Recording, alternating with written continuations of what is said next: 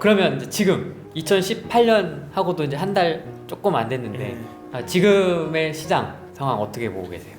솔직히 어려워요. 이게 시장이 어렵다는 얘기가 아니라 전망을 하기가 너무 어려운 것 같아요. 제가 여러 이제 자료들을 많이 봤어요. 여러 자료들을 많이 봤는데 뭐 주택연구원에서 한 것도 봤고 건설산업연구원에서 한 것도 봤는데 일단은 두 군데 다 공통적인 사항은 2018년 장이 그렇게 좋지는 않을 것 같다라는 얘기였어요. 근데 문제는 그 두 군데 연구원에서 했던 2017년 전망도 그렇게 좋을 것 같지는 않다는 전망이었는데 그들의 예상보다는 훨씬 좋았단 말이에요. 그래서 2018년 전망도 꼭 맞을 거란 보장은 없어요. 저는 약간 좀 보수적인, 지금은 조금 공격적으로 투자하기보다는 보수적인 차원을 유지해야 된다라는 견지에서 좀 보고 있고요. 실제로 이 이후에 장이 좋을 수도 있어요. 좋을 수도 있는데 부동산에 구매하시는 분들은 당연히 두 가지 분류로 나뉠 거예요. 실거주자, 두 번째는 저 같은 이제 투자자, 두 가지로 나뉠 텐데 실거주자 같은 경우는 지금이라도 사는 게 저는 그렇게 나쁘진 않다고 봐요. 물론 여기서 조정을 받을 수도 있겠지만 사람이 그 바닥을 측정한다는 걸 알 수 있다는 건 불가능하고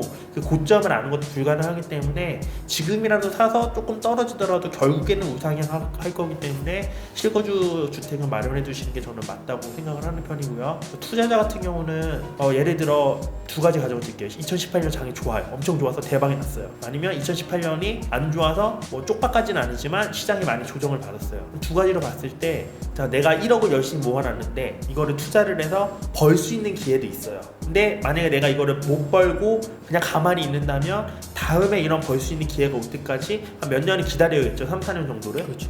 3, 4년 정도를 기다려야 될 텐데 만약에 내가 이거를 투자를 했는데 이게 떨어졌어. 떨어지면 그 손실 금액을 복구하는데도 3, 4년 정도가 필요하겠죠. 네. 근데 문제는 그 3, 4년 뒤에 또 한 번 우리한테는 기회가 올 거라는 거예요. 조정장이 분명히 없이 가는 상승장이라는 건 없고 조정장은 반드시 올 건데 그 조정장이 왔을 때 지금 아무것도 안 하고 보수적인 관점에서 시장을 지켜보고 있다가 투자금을 보유하고 있던 사람은 그 기회를 잡을 수 있는데 이미 투자를 해서 혹시 떨어졌던 사람들은 그 기회가 왔을 때 놓칠 수 있단 말이에요. 그럼 더 오래 기다려야 될 수도 있어요.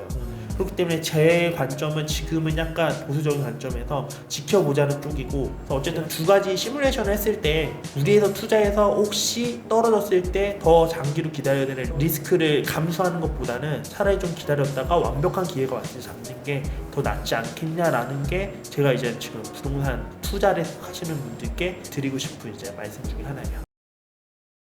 자연스럽게 부동산으로 이제 넘어왔는데 어떻게 보세요? 요즘 우리나라 부동산 시장. 제가 이제 국내 부동산 시장을 바라보면서 전 되게 빨랐어요. 2014년, 15년도 막 그런 얘기를 했었어요. 근데 제가 그때 반성하는 게 뭐냐면 연준이 올해는 금리를 3번 올려 4번 올린다를 14년도부터 계속 얘기했었는데 15년 12월에 한 번 올리고 한 번도 안 올렸어요. 그 전에는. 네네. 그 얘기는 뭐냐? 시장에다가 거짓말을 한 거죠. 금리 올릴 거야? 올릴 거야? 하지만 그럼 연준도 할 말이 있는 거예요. 물가가 안 오르잖아. 물가가 올라야 내가 금리 올리지. 네. 그 밸런스 맞추려고 안 올린 거야. 근데 저는 그리고 저와 같은 그런 사람들 있잖아요. 부동산 어떤 부정론자들은 네. 그렇게 보는 거죠. 야 금리 올린대. 그 우리나라 금리 올라갈 수밖에 없어. 그러니까 이거는 결국은 그렇게 될 거야. 이런 거였죠. 근데 안 올라요. 채권 금리는 채권 가격은 더 강해졌어요. 채권 가격이 강해진다는 얘기가 금리가 떨어진다는 얘기거든요. 네. 더 강해진 거예요. 그러니까 할 말이 없는 거죠. 틀렸죠. 근데 지금 양상을 바라볼 때 그때 그 느낌으로 바라보면 안 된다는 거죠. 왜? 이미 그때 그렇게 말했던 사람들의 그 말의 일어날 현상이 지금 벌어지고 있거든요. 이거는 좀 냉철하게 좀 봐야 된다. 그래서 제가 2016년도인가요? 17년도 초반이었나? 그때 2.5% 고정금리로 바꾸라고 정부에서 내놓은 적이 있어요. 박근혜 정부에서. 그건 정말 잘했다고 생각해요. 고정금리로 편입이 됐어야 되는 상황이었어요. 그때. 그렇잖아요. 지금 보시면. 네. 벌써 1% 올랐어요. 그렇죠. 하지만 지금도 변동금리인 사람들은 3.5%대 왔다 갔다 하잖아요. 벌써 예전보다는 1% 올라갔죠. 또 하나는 원리금 상환하는 그러니까 거치기간 3년 내지 5년이 끝난 사람들이 계속 많아지고 있어요. 매년. 네. 원리금 상환하는 사람들이 이자가 상승하는 게 부담스러운 거죠. 왜? 그때는 또 DTI나 LTV가 상당히 높았죠. 70%대, 60%대로. 대출을 이빨 땡긴 거예요. 그 사람들은. 그 땡겼던 사람들이 지금 현재 금리가 올라가고 있다는 게 문제라는 거예요. 모든 자산시장에 거품이 없으려면 딱 하나예요. 건전한 자금이 들어와야 돼요. 건전한 자금이 들어와서는 상승을 안 해요. 항상 무리한 자금이 들어와줘야 돼요. 네, 목숨 걸고 그죠? 내 자산이 지금 현금 모든 돈을 다 땡겨봤자 5천만 원밖에 안 되는데 내가 3억짜리를 사고 싶어요. 네. 그럼 2억 5천 어떻게든 땡겨야죠. 네. 그럼 땡길 수 있는 여건을 누가 만들어줘요? 은행이 만들어주는 거예요. 은행은 어떻게 만들어줘요? 정부가 그렇게 하래요. 금리 내려주고 야 그냥 막 줘. 내가 책임져 줄게. 이게 이제 2007년 서브프라임 모기지 사태잖아요. 2008년도. 그러니까 우리나라는 그 정도까지는 아니지만 문제는 뭐냐면 우리나라에 있는 부채 비율은 상당히 높아질 수밖에 없었고 이미 높아져 있어요. 네. 이 현실은 인정해야 되는 거잖아요. 네. 그런데 앞으로 금리는 그러면 한국은행하고 정부가 컨트롤할 수 있느냐? 저 100% 할 수 없다 봐요. 한국은행하고 우리나라 정부는 역사적으로 절대 미국에 덤벼서 될 일이 아무것도 없었어요. 그렇게 된다면 미국의 금리를 지금 계속 올려서 미 국채 이제 10년물 이 자체가 2.7%까지 올랐거든요. 그 우리나라 국채 10년물, 그러니까 10년 만기짜리 국채 금리가 3% 정도 돼야 아니면 3% 넘어야 되는 거죠. 그러니까 이런 것들이 국채가 결국은 시장 금리잖아요. 시장에서 나라나 그러니까 정부나 공기업이나 아니면 일반 기업들이 돈 빌릴 때 쓰는 그거란 말이에요. 네. 그러니까 회사채도 지금 3년 만기 회사채가 지금 3% 넘을 거예요. 그러면 10년이면 더 많이 나와야 되잖아요. 그러면 당연히 은행 입장에서는 돈 빌려주기가 힘든 거예요. 왜? 금리가 계속 올라가면 회사는 돈 갚기가 힘들어지잖아요. 그럼 이게 부도율이에요. 그렇기 때문에 지금 상황에서는 정말 정점에 있는 게 아닌가. 경제가 정점은 뭐냐면 곧 내려갈 거라는 거죠. 그러면 어디까지 기다려야 되느냐? 사람들이 절망의 고통 속에서 야 이제는 뭘 해도 안 돼 할 때까지 기다려야 되는 게 아니냐. 그게 저는 올해가 될 거고 내년 정도가 되면 그때 이제 사람들이 조금씩 절망의 한탄을 내보낼 거다. 그럼 자산 가격도 조정을 받고 내려오는 모습. 그럼 내려올 때 사람들이 이성적으로 그래 천천히 내려올 거니 천천히 팔아도 돼. 우리 시장 안정시키면서 하자. 이렇게 안 한단 말이야. 내 거 먼저 팔 거야 하면서 팔아버리잖아. 네. 그때 이제 그게 이제 훅 내려가는 상황이 벌어지는 거죠. 그때 정부가 받아줄 돈이 있느냐? 우리나라 정부는 받아줄 돈이 없죠. 그런 부분들 생각해 보면 대응할 방법은 없어요. 그래서 예방을 했어야 되는데 예방을 못한 게 이제 문제가 돼버린 거죠. 네, 그래서 저도 이제 많은 전문가분들 같은 경우에 다 이제 많이 이제 하시는 특강 같은 것도 많이 들어보고 자기 개발하면서 책도 많이 읽어보면 네. 항상 정답은 없는 것 같아요. 항상 뭐 상승하는 분단은 뭐 부동산 시장은 불패다. 뭐 이런 분들도 항상 있고 네. 이제는 하락이다. 이제는 떨어진다. 그런 분들도 있는데 네. 제가 얼마 전에 유튜브에서 본 게 보면 유승민 의원이 네. 한 13년 전에 한 유튜브 토론이 있는데 네. 거기서도 청년 실업과 부동산 시장의 하락에 대해서 얘기하고 있더라고요. 네. 그때도 사실 13년 전이면 2000년대 초반인데 네. 그때도 사실 부동산 하락과 청년 실업이 문제다. 네. 근데 사실 지금도 그 얘기는 하고 있거든요. 네. 그래서 어떤 정답을 갖고 그런 어떤 시장의 어떤 방향을 보면서 우리가 따라가기보다는 네. 본인 스스로 어떤 방향을 예측한다기보다 그냥 항상 무너지지 않게 흔들리지 않게 그런 기준을 갖고 하는 게 네. 제 어떤 시장의 방향도 물론 중요하지만 본인이 일단 휩쓸리지 않는 네. 그런 게 제일 어떤 자리를 마련해 두는 게 중요하다고 생각합니다. 저는.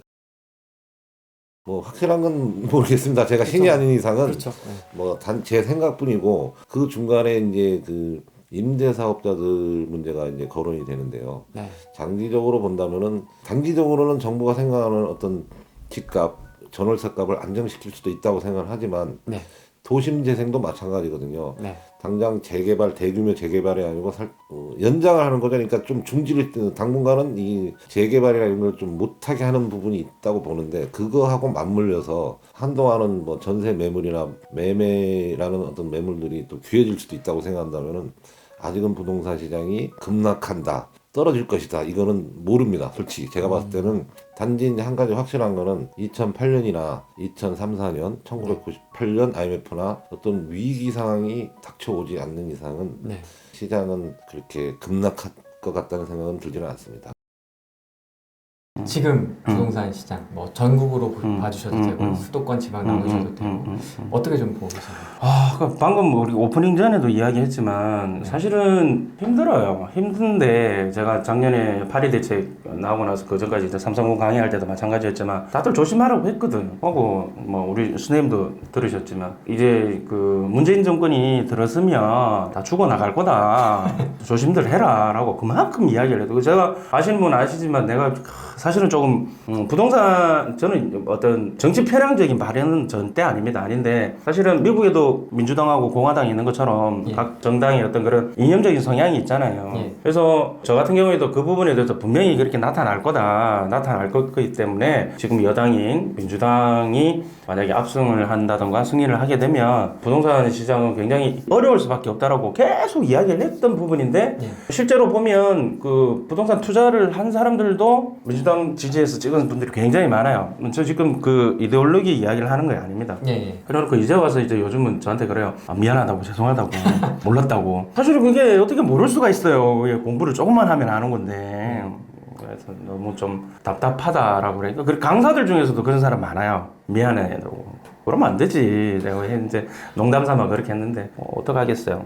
힘들 거예요. 당분간도 힘들고 앞으로도 힘들고 힘들 겁니다. 다만 그런데 이제 가장 중요한 것은 뭐 부동산 정책이 가장 뭐 중요하다라고 이야기할 수는 없어요. 결국은 뭐냐면 수요와 공급이거든요. 예. 결국은 수요가 있는 곳에는 뭐 가격도 지지가 될 수밖에 없고 가격이 또 상승할 수 있어요. 다만 이제 그 상승폭이 이제 부동산 정책이 굉장히 좀 부동산을 활성화시키고 그다음에 어떻게 도움을 주는 어떤 정책들이 된다라면 막 날아갈 건데 그런 시장 환경은 못 되기 때문에 크게 뭐 수익을 바라기보다는 좀 방망이 짧게 잡고 그리고 또 자기 대출이라든지 이렇게 의존하지 말고 자기 순수하게 여윳돈 가지고 한다라면 뭐 지금도 괜찮아요. 제가 봤을 때는 조금 욕심만 버리면 그렇게 봅니다. 아파트가 아니어도 토지나 상가로 좋은 수익 낼 수 있는 게 얼마든지 있으니까 아파트가 오를까 떨어질까 그게 별로 관심을 안 두고 오르겠죠 뭐. 아파트도 자산인데 가격이 오르는 게 정상인데 근데 아파트는 어쨌든 우리나라 경기하고도 많이 연결되니까 저는 경기를 그렇게 좋게 보진 않거든요. 네. 경기를 그닥 좋게 보진 않습니다. 그러면 어찌 될까? 금리 계속 안 올리고 있죠. 근데 끝까지 붙들어지고 있을 수 있을까? 지금 저 금리가 정상적인 금리 수준이라고 생각하진 않거든요. 지금 저금리가 온 배경은 이제 글로벌 금융위기 때 미국이 이제 달러를 풀면서부터 시작된 거 아닙니까? 그죠? 정상적인 금리 수준으로 올라온다면 집값이 좀 선별적으로 가지 않겠나. 길게 내다보면 또 집값 오르겠죠. 또 선호하는 지역 위주로 가겠죠.